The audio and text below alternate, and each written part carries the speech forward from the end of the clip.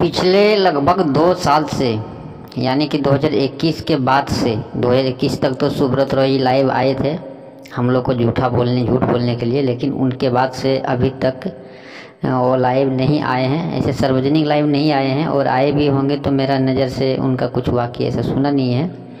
ऐसे 2021-20 में भरपूर उनका वाक़या सुनते थे। 2016, 17, 18 में उनका किताबें भी मैंने पढ़ा है, जो बताया जाता है कि जेल में रहकर उन्होंने कुछ किताबें लिखे थे। उस किताब भी बहुत चला था मार्केट में। वो किताब का भी नाम आपको शायद पता होगा, नहीं होगा तो आपको बता देंगे हम थोड़ा देख के, क्योंकि अभी मेरे को याद नहीं आ रहा है। वो किताब भी बहुत चला था इनका। तो जेल में रह के इन्होंने किताबें लिखी थी। मैंने ऐसा कहा जाता है कि एक महान इंसान है ये, ऐसा 2020 तक इनका नाम था सहारा की तरफ से भी। और समाज में जो लोग थे इनके, जो रिलेक्टेड है, नेता लीडर हो या फिर फिल्मी दुनिया के जिन्हें हीरो एक्टर हो, सबके नज़र में ये एक अपने आप में ये एक हीरो थे। लेकिन 2021 तक इन्होंने झूठ बोला हम लोग के साथ, मतलब अपने निवेशों के साथ, मतलब अपने सहारा परिवारों के साथ, अपने ही परिवारों के साथ, जो परिवार इन्होंने बसाया, जो परिवार इन्होंने बसाने में, इतना बड़ा भारत में जो इनका परिवार बना सहारा परिवार, इनको बसाने में इनका पूरा ज़िंदगी गुजर गया। यूँ सोचिए कि शायद ये 20-25 साल के उम्र में शुरू किया उस परिवार को बनाने में, बसाने में, और उस परिवार को लगभग इन्होंने 30 से 40 साल, जिस तरह से एक पौधा में पानी देता है, सींचता है और बड़ा करता है, उस तरह से परिवार को बड़ा किया। और उस परिवार को इन्होंने लगभग 2 साल से ऐसे दरकिनार ले लिया है उस परिवार से, ऐसा लगता है कि क्या कहें इनके बारे में। क्योंकि इनका एक अपने आप में एक महान है इंसान अभी भारत में, सुब्रत रॉय।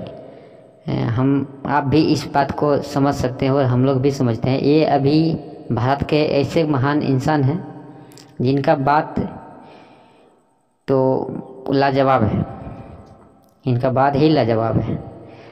करोड़ों लोगों से इन्होंने पैसा लिया, सोसाइटी में जमा करवाया, सहारा में जमा करवाया। और सहारा का पैसा इन्होंने टाइम दिया 2012 में, खुद मैंने जमा किया। मैं अपना बात बता रहा हूँ, मेरे जैसा हज़ारों करोड़ों लोग ऐसे देश में हैं।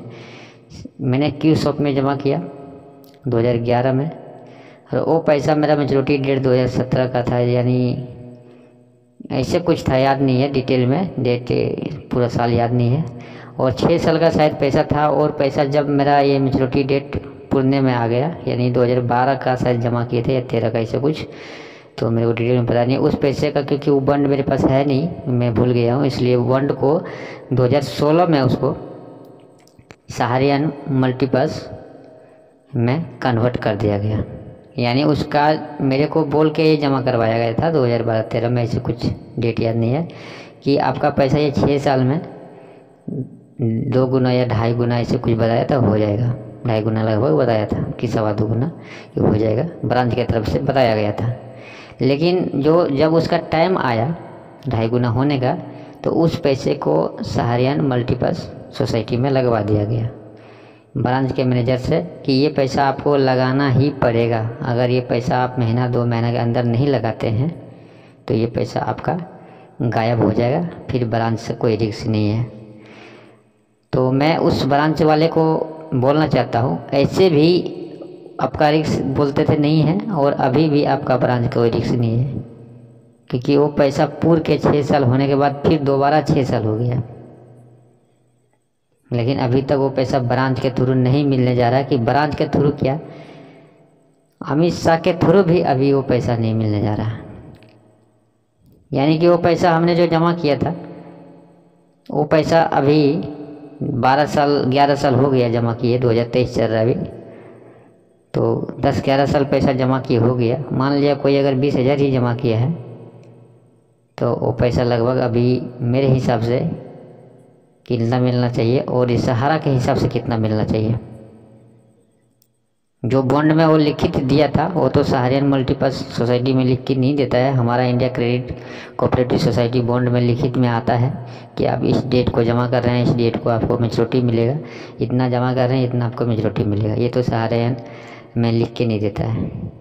तो उसमें एक परसेंटेज कुछ देता है, जो भाषा में लिखते हैं वो भाषा आम आदमी को पूरी समझ में नहीं आता है। जितने बॉन्ड आपके पास घर में होगा बहुत ऐसे, जैसे कि एक तो सहारियन में जो लिख के दिया वो तो समझ में किसी को अभी तक भी नहीं आया, बहुत सारे एजेंट को भी समझ में नहीं आया।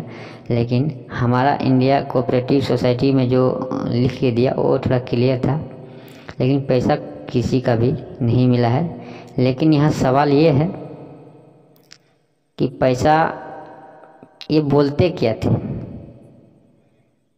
पैसा लेने टाइम में ये बोलते क्या थे। किताबें लिखी है 2012, 13 या 14 में कुछ लिखा है। 2016, 17 में इसकी किताब बहुत चला था, मार्केट में बहुत चला था। हम भी ब्रांच से किताब लाए थे, छोटे किताब, बड़े किताब, मोटे किताब, पतले किताब, हर तरह का किताबें इनका छपा था, बुक था और बड़ी बड़ी बातें उसमें लिखा हुआ है। लेकिन वो बड़ी बड़ी बातें करने वाले, बड़ी बड़ी किताबों में छपने वाले अपने, और आज विगत साल 1.5 साल से गायब है। पिछले 1 साल से तो बिल्कुल ही गायब है। ऐसे गायब है जैसे भगवान के डर से भूत गायब हो जाते हैं। आज क्या हो गया इनको, ऐसे क्या हम लोग ने इनके साथ कर दिया कि हम लोग को दरकिनार ये कर दिया। ये सबसे बड़ा सवाल अभी देश में है। और इनके जगह पर अमित शाह आ गया है खुद हाई कोर्ट जाके।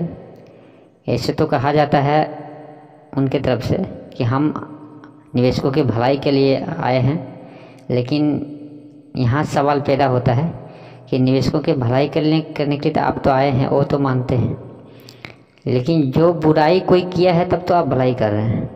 पहले किसी ने बुराई किया है तो आप भलाई कर रहे हैं, यानी पहले बुराई किया उसके बाद फिर भलाई कर रहे हैं। तो जो बुराई किया वो तो मार्केट में घूम रहा है, आप भलाई करने आए हैं, इसका मतलब है कि बुराई हुआ है निवेशकों के साथ। निवेशकों के साथ, सहारा निवेशकों सोसाइटी निवेशकों के साथ बुराई हुआ है, तभी आप भलाई करने आए हैं। तो जब आप भलाई करने आए हैं अमित शाह जी, मेरे गृह मंत्री जी देश के, आप इतने बड़े पावरफुल अभिनेता हैं, जब आप हम लोग के भलाई करने आए हैं, खुद सुप्रीम कोर्ट हाई कोर्ट गए हैं, अच्छी बात है। लेकिन ये बुराई किसने किया था ये तो आपको अच्छी तरह से पता होगा, हम लोग से बहुत अच्छे तरह से। हम लोग तो कुछ भी नहीं है समझिए इनके बारे में। इनके जो कहानी है कि कैसे कैसे हुआ था, सारा चीज़ का डिटेल से ज़्यादा आपको पता है। तो ये बुराई किया था, जो बुराई किया था और उसके जगह पर आप भलाई करने आए हैं, तो वो बाहर में क्यों मस्ती में घूम रहे हैं, उनके लिए कुछ क्यों नहीं आप कर रहे हैं। बस इसमें इतना ही, आगे में कुछ और